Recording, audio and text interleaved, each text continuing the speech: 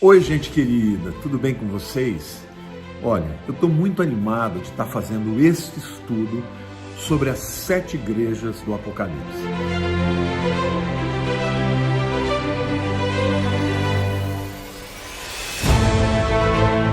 Se você não assistiu os outros 2 vídeos, eu quero te aconselhar, tá?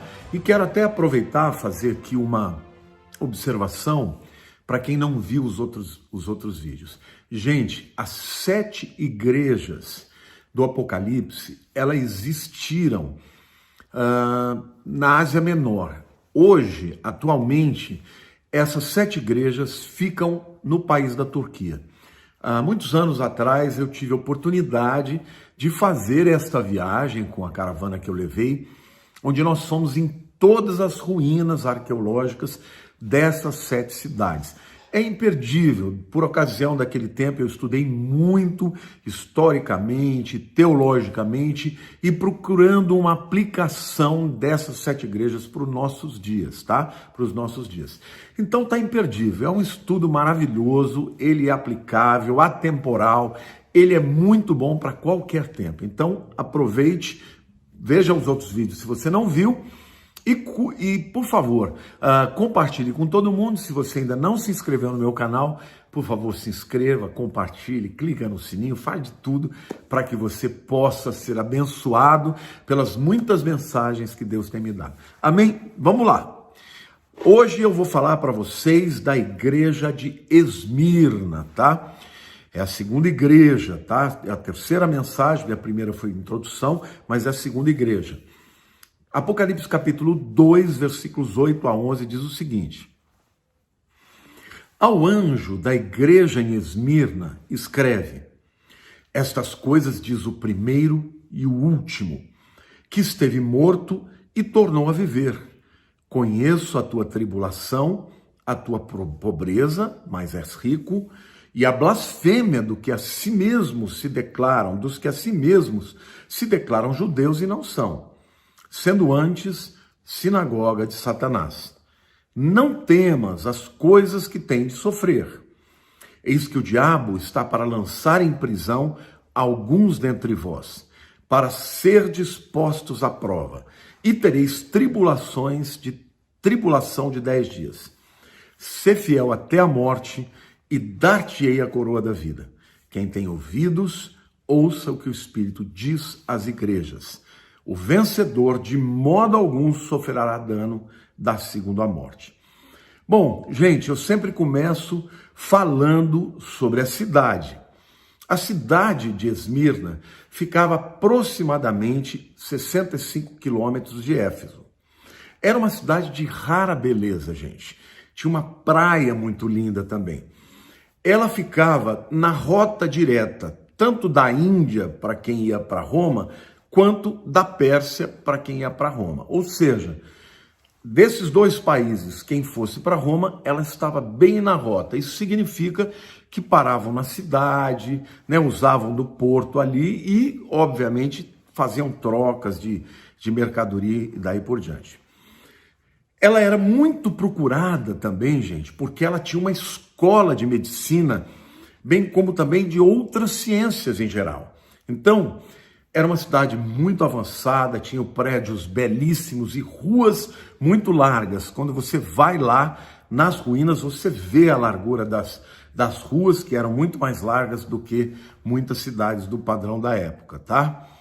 E nela havia um templo para adoração ao deus Baco, ou Dionísio, que era o deus greco-romano do vinho, tá?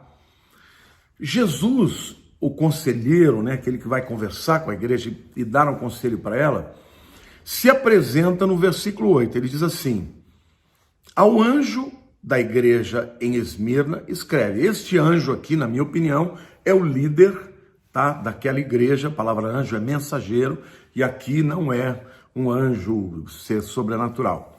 Não teria sentido escrever uma palavra para um anjo, né? Deus falaria direto com ele. Então, é o líder da igreja. Estas coisas diz o primeiro e o último, que esteve morto e tornou a viver. Então aqui Jesus claramente está dizendo para o líder da igreja em Esmirna e para todo aquele povo que estava enfrentando tribulações. Quem está escrevendo para vocês já enfrentou até a morte e venceu a morte. Então presta atenção no que eu vou dizer, porque eu tenho promessas e bênçãos para vocês. Em seguida, gente, Jesus faz um elogio para aquela igreja. No versículo 9 ele diz assim: conheço a tua tribulação, a tua pobreza, entre parênteses, mas és rico, e a blasfêmia dos que a si mesmos se declaram judeus e não são, sendo antes sinagoga de Satanás. Bom, gente, a igreja de Esmirna, ela representa a igreja perseguida, tá? Que vai ali dos anos 100 até o ano 313. A igreja de Esmirna não é deste período, ela é de um período ainda apostólico, lá junto com todas as outras igrejas, são todas do período do apóstolo João, mas ela tem uma representatividade profética em relação à igreja perseguida do segundo século, tá? Então, Jesus faz um elogio dizendo: olha, eu sei que vocês foram perseguidos por causa do meu nome. Eu sei que vocês perderam muitas coisas e que hoje vocês estão pobres. Mas, na verdade, vocês são ricos. Por que eles ficaram pobres? Porque com a perseguição dos judeus daquela época, eles não tinham mais pessoas que comprassem dos seus negócios e eles foram gradativamente sendo colocados à margem da sociedade, tá? Assim como hoje, muita gente, por ser crente, perde muitas coisas, né? Então, os perseguidores, eles eram judeus que não aceitavam o evangelho, tá? Então, perseguiam literalmente. Mas eles são chamados por Jesus de membros da sinagoga de Satanás. Então, a história conta, gente, que Policarpo, um discípulo direto do apóstolo João, o Policarpo deve ter conhecido João ainda muito jovem, tá? Porque João escreveu o Apocalipse no ano 95, quando ele já tinha uns 80 e poucos anos. E Policarpo, ele foi morto no ano 168. Então, fazendo as contas aqui, Policarpo devia ter no máximo uns 17, 18 anos, quando ele conheceu João já velho. Mas Policarpo, a história mostra, tem escritos disso, que ele foi morto no ano 168, tá? Colocaram ele numa pira de fogo, amarraram, né? E os próprios judeus que o perseguiam é que trouxeram a madeira para fazer aquele fogo, aquela fogueira. Então, Policarpo morreu por conta dessa perseguição desses judeus que odiavam esses que se convertiam, né? Então, vejam o nível de perseguição que a igreja perseguida do segundo século teve, gente. Por isso que Jesus fala para essa igreja de Esmirna, né, que sofreu uma perseguição de 10 dias, mas ela representa o período da igreja, né, da igreja perseguida do segundo século, que vai do ano 100 até o ano 313. Então, Jesus afirma que eles passariam uma tribulação de 10 dias, e isso diz respeito à igreja de Esmirna mesmo, né, que foi contemporânea de João, mas aponta para um período de perseguição que aconteceu no segundo século depois de Cristo. Sabe, gente, essa igreja do segundo século foi a igreja que passou por mais tribulações. Eles eram lançados no Coliseu de Roma, muitas vezes enterrados, e com a cabeça para fora, e as feras vinham e os comiam, os devoravam. No circo romano, que ficava ali ao lado do Coliseu, eles tinham que lutar com feras. Sem arma nenhuma, eles tinham que lutar com tigres que eram trazidos, leões que eram trazidos da África, da Índia, para espetáculos, e todos os romanos lá rindo daqueles crentes que morriam, e muitos deles morriam glorificando a Deus, porque sabiam que iam ter a vida eterna. Então, gente, esse foi um período muito difícil para a igreja. Para vocês terem uma ideia, estima-se que aproximadamente 5 milhões de crentes foram martirizados durante esses 100 anos, ou esses 200 e poucos anos, né?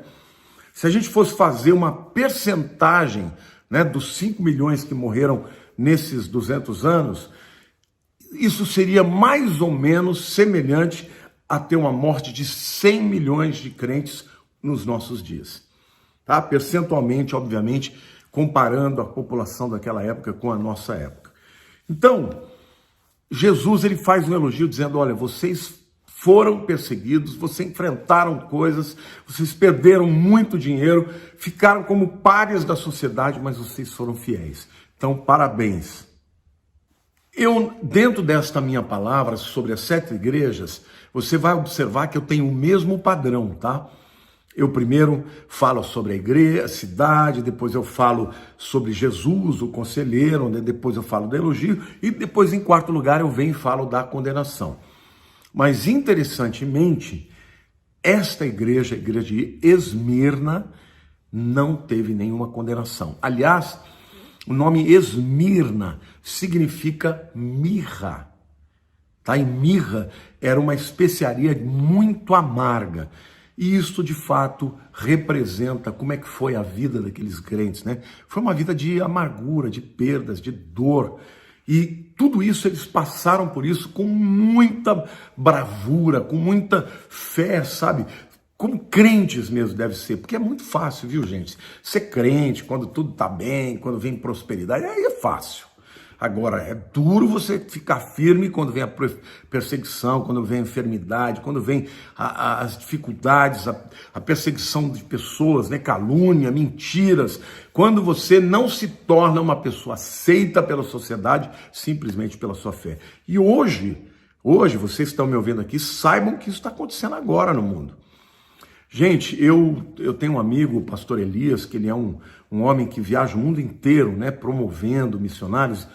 Ele falou comigo recentemente de 600 mulheres só na Síria que perderam seus maridos por decapitação. Então, ele está procurando ajuda de pessoas para ajudarmos essas viúvas que ficaram sem o marido, sem o sustento, porque os maridos lá que sustentam, que trabalham, e elas estão, além de tudo, passando fome. Então, hoje, gente, tem pessoas sofrendo por Jesus, tá? Se nós aqui no Brasil, ou em alguns países do mundo aí, estamos vivendo num momento de prosperidade, ou pelo menos temos o que comer, agradeça a Deus, mas saibam vocês que há muitos cristãos que não têm este privilégio, e mesmo estes, Deus ama, Jesus ama e permite que isso aconteça, porque talvez esse seja, né, o seu chamado, testemunhar, dar glória para Deus, mesmo na tribulação, tá? Então, sem dúvida alguma, essa igreja, a igreja de Esmirna, passou por amarguras, e isso tem tudo a ver com o nome Esmirna, que significa mirra, que significa amargos, né? Qual o conselho que Jesus dá para eles? Já que reprimenda, ele não dá nenhuma. Que eles sejam corajosos e que sejam fiéis. E tem um dos textos, né, que eu mais amo, que é aquele de ser fiel até a morte e dar-te-ei a coroa da vida. Eu me lembro que quando eu era pequeno, na igreja metodista, estava escrito isso na parede, eu olhava, eu falava, o que significa isso, ser fiel até a morte? E eu precisei crescer para saber que existem pessoas que vivem em lugares que, para manter a fé em Deus e a fidelidade a Deus, tem que perder a vida. Então, meus queridos, se nós não temos que perder a vida para servir a Jesus, que vivamos para Ele e que sejamos fiéis a Ele em vida, porque muitos, para permanecerem fiéis, têm que morrer por Ele.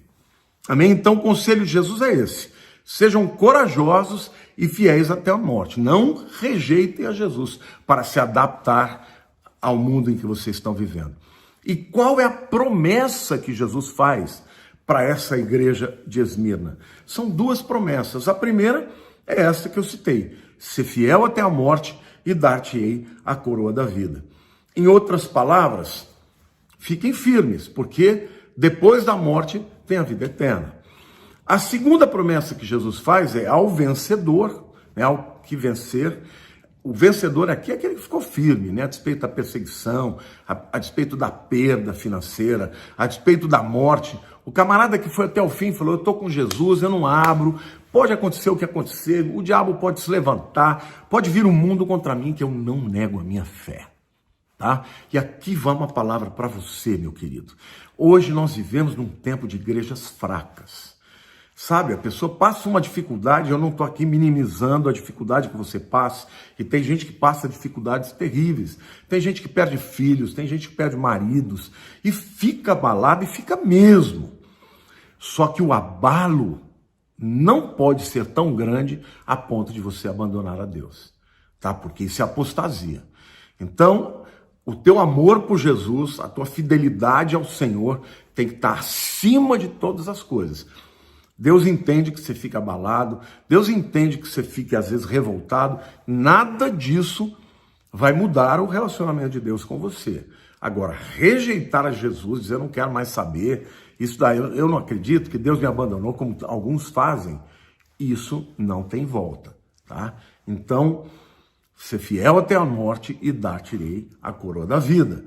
Em segundo lugar, ao que vencer ou ao vencedor, de modo nenhum sofrerá o dano da segunda morte. Ou seja, Jesus está prometendo, eu não vou te livrar da morte necessariamente, tá? Nem todo mundo vai ser livre da morte, mas de uma coisa eu prometo, uma coisa eu te prometo, você vai ser livre da segunda morte. E a segunda morte, amados, é a morte eterna. Então tem coisa maior do que isso, tem promessa maior do que essa. Você ter certeza da vida eterna a despeito dos nossos pecados. Não é maravilhoso isso, gente? Você nunca vai passar pela segunda morte. Se você for fiel à palavra, se for fiel a Jesus, se você mantiver a tua fé, pode acontecer o que for. Mas a segunda morte você não vai passar. E no dia da ressurreição, no dia do arrebatamento, você estará lá. Glória a Deus. Em sétimo e último lugar, gente, eu quero dizer que esta igreja, a igreja de Esmirna, ela existiu, tá? Lá no primeiro século, na época de João, portanto é uma igreja do primeiro século. Mas ela tem uma representação profética para a igreja perseguida do segundo século. Se você não assistiu a primeira mensagem, quando eu faço a introdução, eu disse que essas 7 igrejas, elas têm 3 propósitos. O primeiro é contemporâneo, ou seja, eram 7 igrejas locais mesmo, que Jesus escolheu para falar, e essas igrejas e tudo que Jesus falou se aplicava àquelas 7 igrejas locais do primeiro século.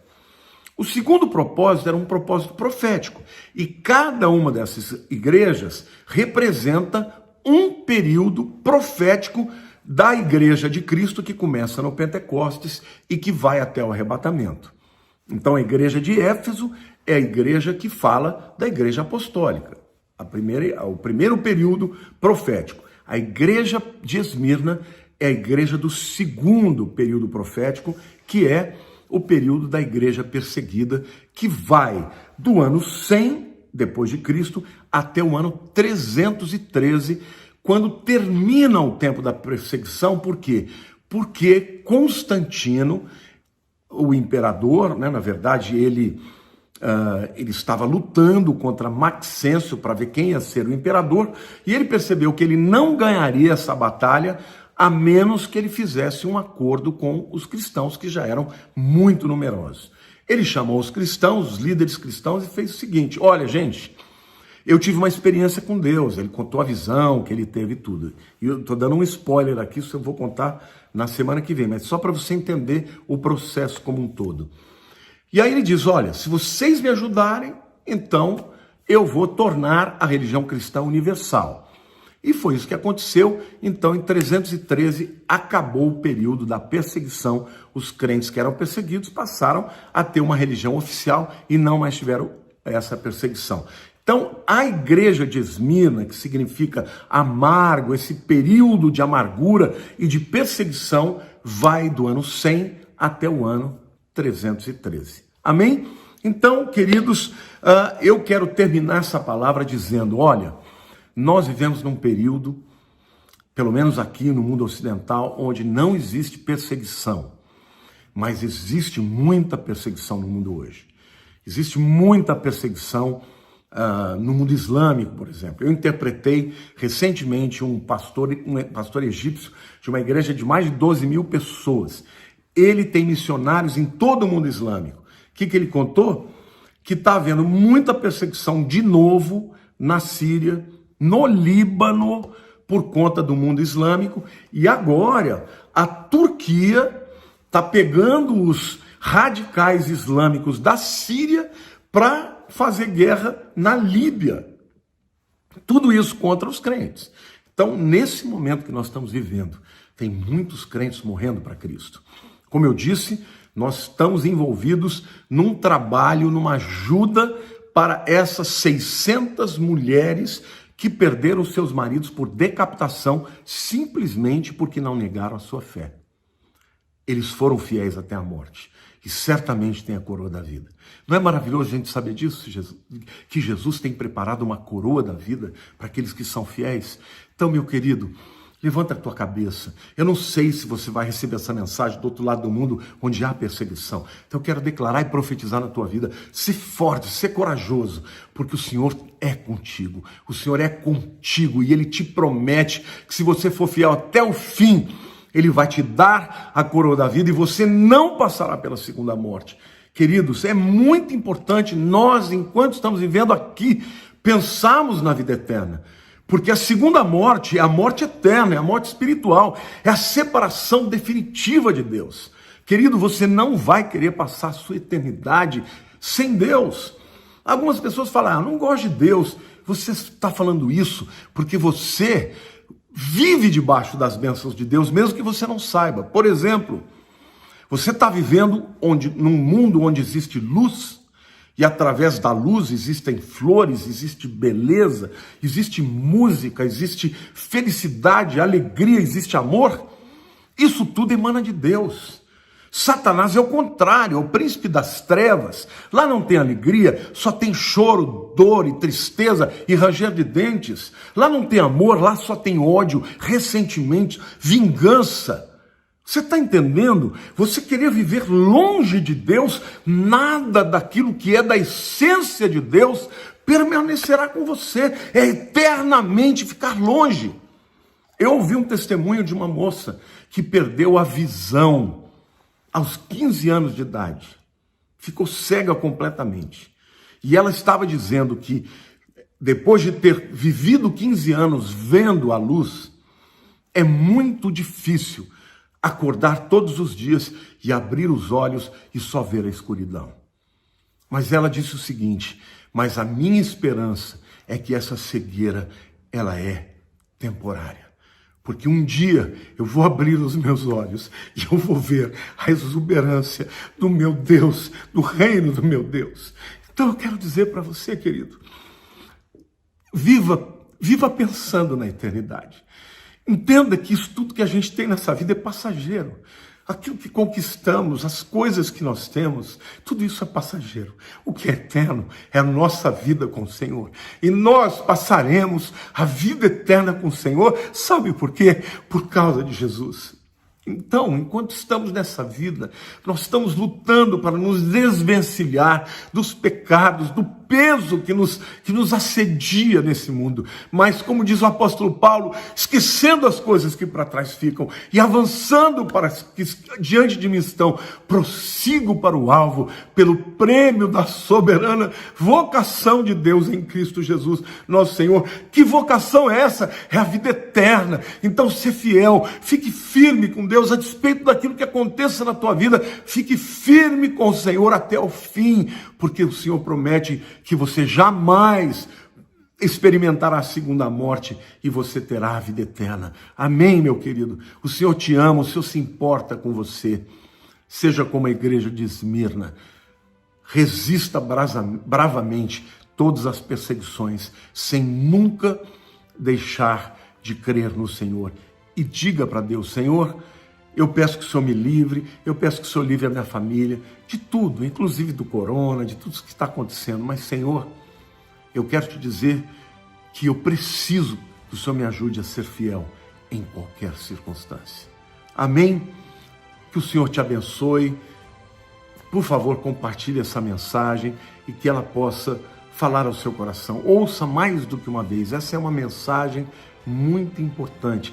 Reflita, pense sobre ela, leia o texto, imagine a vida dos crentes de Esmirna, dos crentes do segundo século, da igreja perseguida, que perdia muitas vezes tudo, que vivia na pobreza por causa do amor de Jesus. E nós estamos vivendo em tempos tão fáceis, em tempos onde as lutas, as perseguições, é uma perseguição do amigo que está no trabalho, na escola, ou alguma enfermidade, ou até alguma perda de alguém que nós amamos. Isso é importante, mas isso não se compara àquilo que alguns dos nossos irmãos hoje estão sofrendo na igreja perseguida em todo o mundo.